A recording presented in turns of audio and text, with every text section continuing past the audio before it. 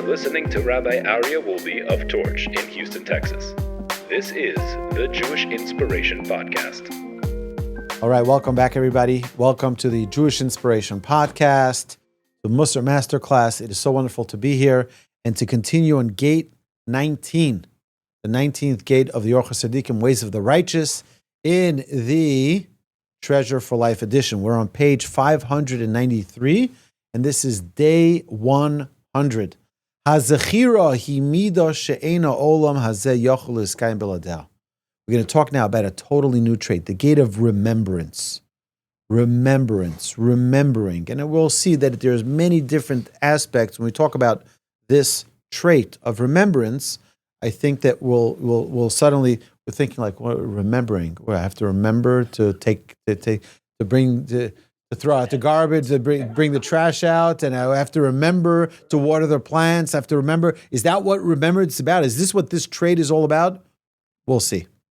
You know, the Chofetz Chaim says that there was once a man that even after 70 years old, he would remember stories that happened to him in his young childhood years, and he would remember every single detail. Why would he remember every single detail? Because they meant so much to him. And if things mean something to you, you remember them. So we'll see soon. We'll develop this a little bit more throughout the evening. So the world doesn't exist, says the author here. The world cannot exist without this trait of remembrance. All of business dealings in this world are dependent upon remembrance. We'll see what that means again. We'll see what remembrance really means. Because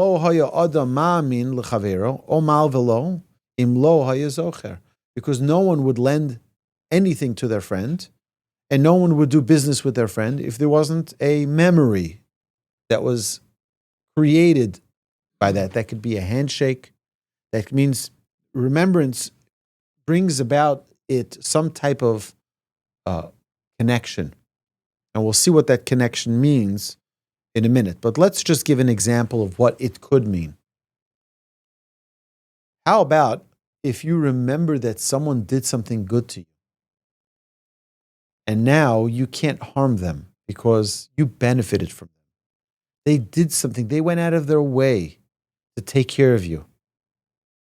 You know, there's a story that's told about Colin Powell. Colin Powell, you remember? Okay. And you can have whatever opinion you want of him, but he speaks a fluent Yiddish. He speaks a fluent Yiddish because he grew up in the Bronx, and a Jewish man took him into his home and raised him.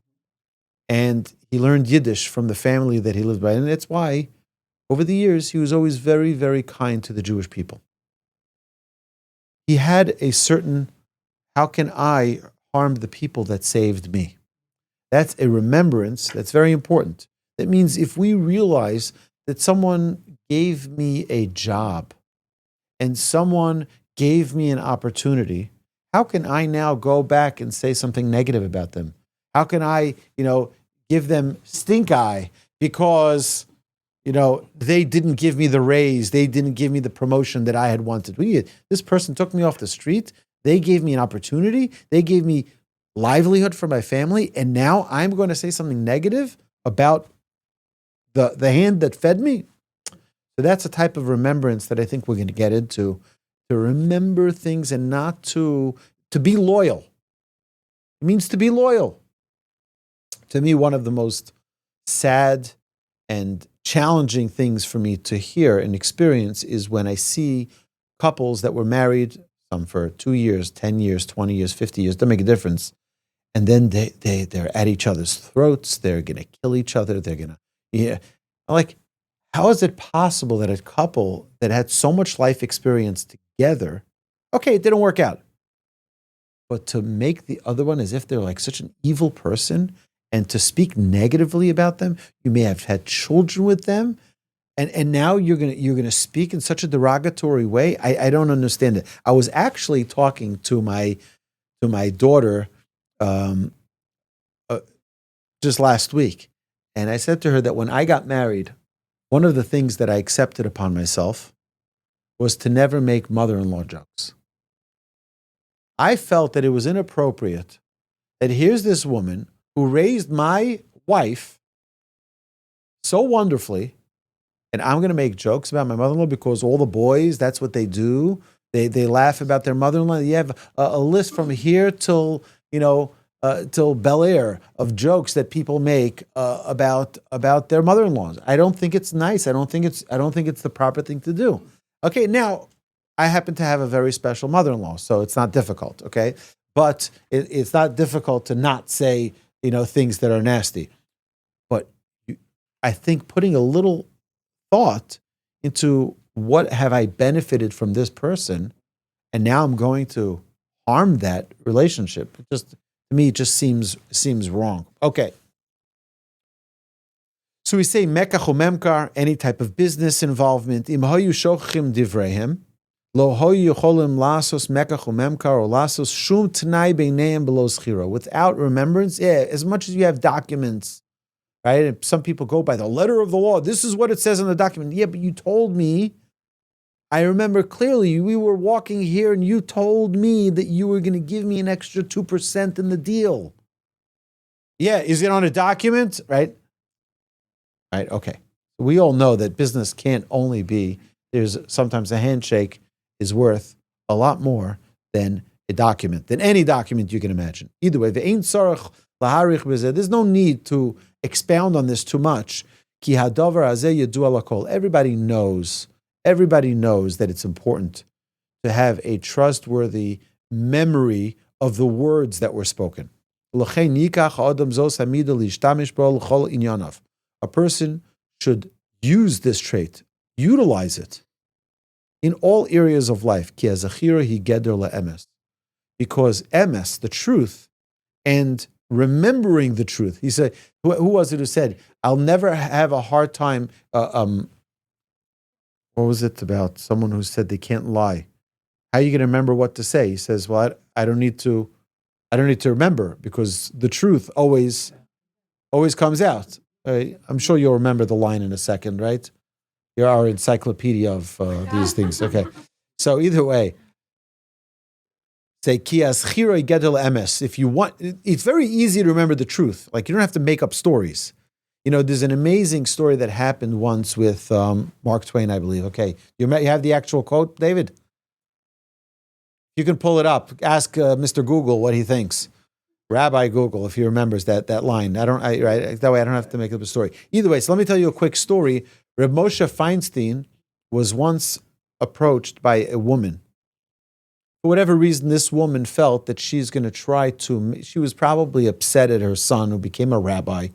She wanted to invalidate this son, and she went to the rabbi, to Rabbi Moshe Feinstein, and she said to Rabbi Moshe Feinstein, my son is a mamzer. A mamzer is a bastard child. She was married to a man, and she had an affair, and then had this child from the affair, and now this child it's a problem. So Rabbi Moshe Feinstein asked the woman to tell him the exact story, and she said the story. He listened very intently, and he says, "Can you just repeat the story one more time?" And she repeated the story another time, and then he was listening very intently to every detail, and then he said to her, "Can you say the story one more time?" And she said the story one more time, and he said, "Your son is fine. Okay, he's fine." And she says, "What do you mean? What do you mean? I had an affair and this and that." He said, "Every time you said the story, you said something else." Okay, it means you couldn't get your story even straight. You couldn't you're not believed. You're not trusted because right? The idea is like when the story is truth, you don't have to make up things. What does he say? If you tell the truth, you don't have to remember. There you go. Thank you very much. If you always tell the truth, you don't have to remember. Thank you, David. Oh, how incredible, right? If you tell the truth, you don't have to remember. It's such an incredible thing. And that's what we're talking about, remembering the truth, right? Because they're very closely linked, right? Now, someone who's living in a world of truth and will remember the things that need to be remembered. I gave a word. That's my word. I want to share with you. I just saw an amazing story. I was preparing for tomorrow morning's prayer class. I want to share with you a story. I wrote it down, so I don't remember off the top of my head who this was with, but there's one of the Tanaic sages that was trying to sell an object. He was trying to sell an object, and someone wanted to buy it. So imagine, I want to sell these glasses, okay? So I say, I want $25 for these glasses. So he put up the sign. Someone came running over to him, and meanwhile, he had started to pray the Amidah prayer. He started praying the Amidah prayer, and he's talking to Hashem. This person comes over to me and says, "Sir, you wanted $25 for your glasses. I'm ready to pay $25. And he's just busy with his prayer, like the Torah teaches us. You're not supposed to interrupt your prayer for anything. So he continues to pray. The guy thought he was just ignoring him because he didn't offer enough. He says, "How about $30? $30. Still ignores him. $40, $50. He's offering him more and more and more. Finally, the rabbi who's praying finishes his prayer, and the guy's up to $100. He's ready to pay for this unique pair of glasses. He says, "Well, what was the original amount that $25? That's what it is." He says, "What do you mean? I was ready to up it more." He says, "Yeah, but I was in the middle of prayer. I was gonna accept your 25, and that's the fact that you're willing to pay more doesn't justify me taking more. If that was the original amount, that's the amount it's going to be." Don't you wish you did business with people like that were just straightforward and honest, and that they'd give you their word, and their word was their word. And you know that it's worth gold. I said 25, it's 25, and that's what it is. You're offering more, I'm not accepting more. Heich yizkor nedorov sheneder l'kayim. A person needs to remember the oaths, the vows that he promises. A person makes a pledge in synagogue. Very common thing, unfortunately. People make pledges and they don't fulfill their pledges. They make a pledge, in synagogue, everyone's there, everyone's looking, Yom Kippur. I'll do $10,000 to open the ark or whatever. And when does it get paid? I forgot about it, right? You have to remember these things. And if there's an agreement between two people, person has to remember it exactly the way it occurred without changing any detail. Not what I meant, what did we agree? Okay, what was the agreement? And don't change a thing. If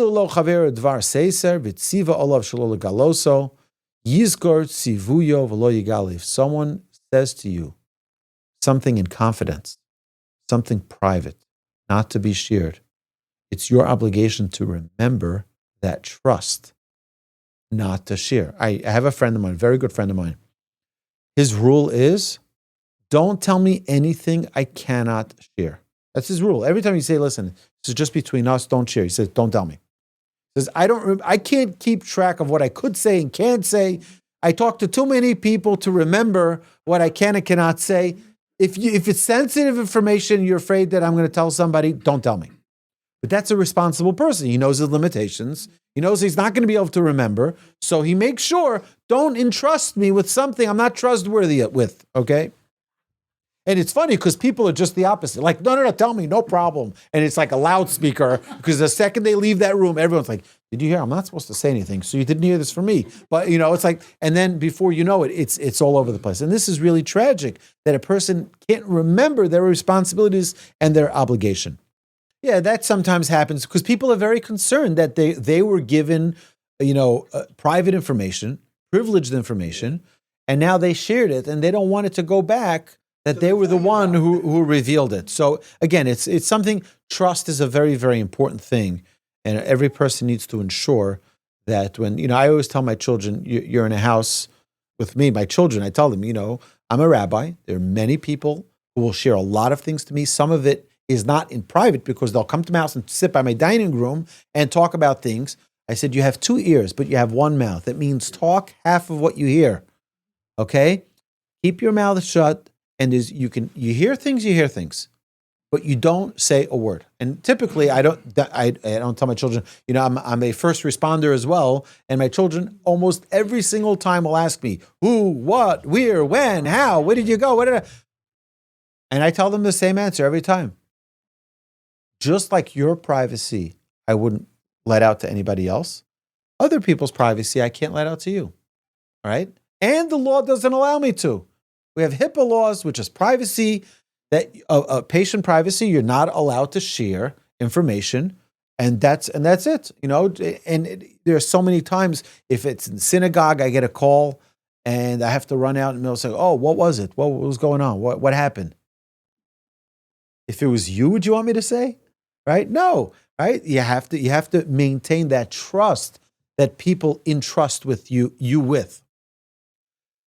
Lava mechavero mo, so shal mimenu klebe. So if someone borrows money from their friend, or they borrow objects from their house, they borrow a book, they borrow a scooter, they borrow a whatever it may be, yizkor kamamos, remember how much money you borrowed, remember what it is you borrowed, when you promise to return it, remember how much you owe, and remember what you owe. You borrowed a book. I have some books. I stopped lending out books recently because I realized that every time I lend out a book, it's like the last time I'll ever see it, right? Even though it's stamped with my name. There are times I'll be in someone's house and I'm like, oh, I've been missing that book for a long time. I open it up. My name is in there. My name. It happens sometimes, right? Okay. Either way. What? No, of course not. I'll tell my kid, you see that book? Put it in. Right. No, God forbid. God forbid. God forbid. I would never do that. Okay. Whoever, someone who's doing a lot of business, a lot of enterprise, and is very, very busy. He says someone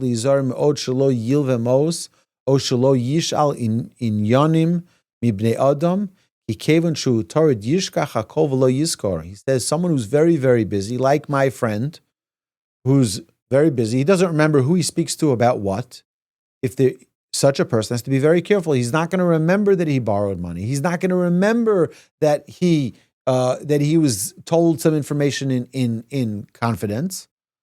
And so he says such a person should be very careful to not undertake that responsibility because you're not going to remember. You're not going to remember.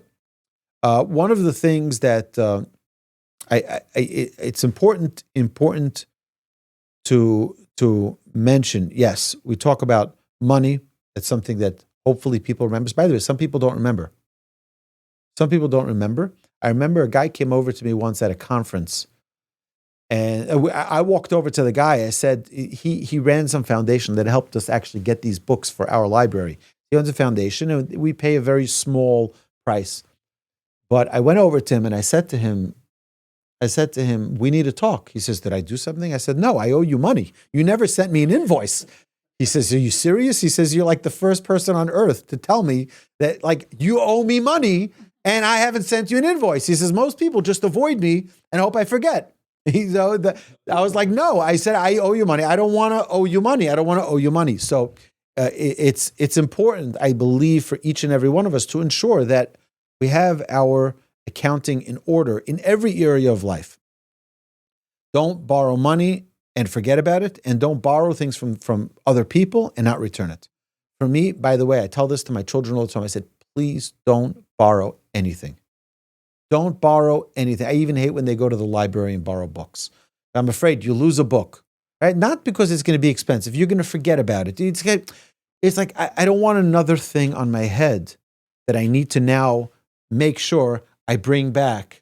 And I need, and then forget about it. So then you ruin it and you tear the cover. It's like, it's another responsibility. And we have to be very careful. Don't borrow a ball. You want a ball? Tell me what ball you want. I'll buy it for you. Don't borrow it from your friend, right? Because something will always happen. You borrow your friend's bike and you puncture their tire, right? You have their ball and then the ball gets run over by a car.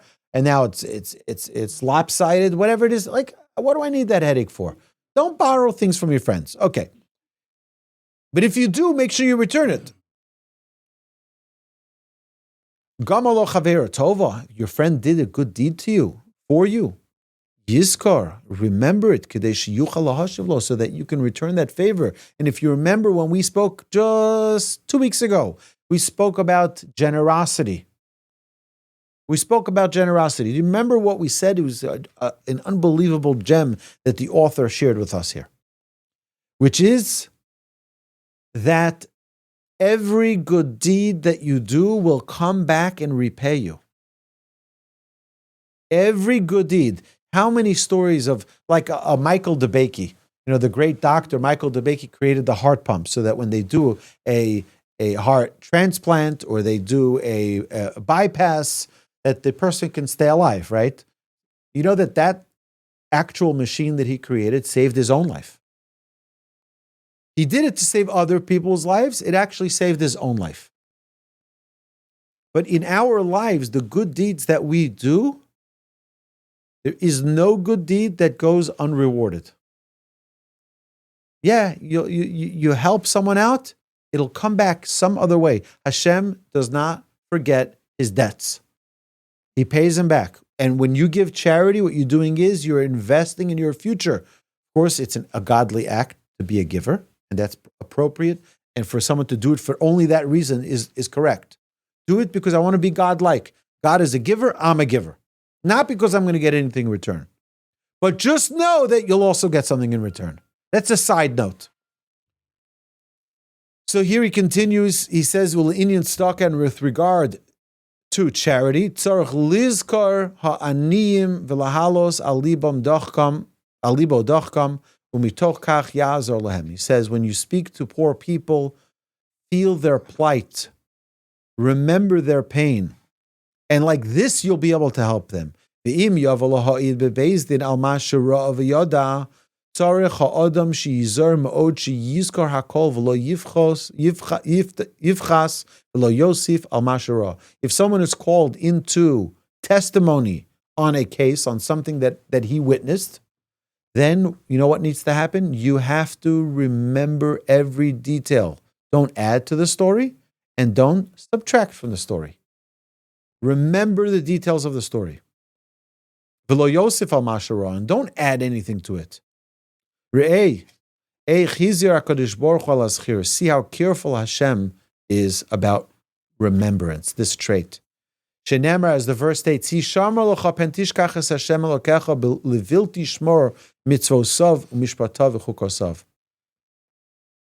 take heed of yourself, lest you forget Hashem your God by not observing his mitzvahs, his judgments, and his statutes. And this is a very big idea in the Torah. To remember Hashem in all of one's deeds. This is a great thing. And this is what King David says, have the presence of Hashem always set before me. Always. So what we learned in this first segment is the importance of having a remembrance of the things that you commit to, whether they're verbal, whether they're financial, and also to remember Hashem in all of our ways. Wherever we are, remember Hashem. Which is why, imagine this, you could be anywhere on planet Earth, but if you remember to recite a blessing on food, wherever you go, you always remember Hashem. Does it make a difference? I'm in an environment that's challenging. You go to the rodeo, Houston Rodeo, and livestock show just finished yesterday. So there's like 100,000 people there every day. You go in there, it's a mess. I haven't been there many years now. I don't know. For me, I feel very uncomfortable about it. I don't like what they do to the animals. I think that it's I don't run PETA, okay? But I feel that it's a little bit abusive to the animals, but that's my personal opinion. And by the way, there's nothing wrong for other people to go. My children went. It's fine. But you go there and you're in a different environment. But if you remember, here I am, I'm about to drink a drink, and I recite a blessing, I have Hashem with me now here, wherever a person goes. So you're on vacation in Acapulco? Great. You have Hashem there with you. To always remember Hashem and to have him close to you. So this concludes day number 100, my dear friends. You've been listening to Rabbi Aryeh Wolbe on a podcast produced by Torch, the Torah Outreach Resource Center of Houston. Please help sponsor an episode so we can continue to produce more quality Jewish content for our listeners around the globe. please visit torchweb.org to donate and partner with us on this incredible endeavor.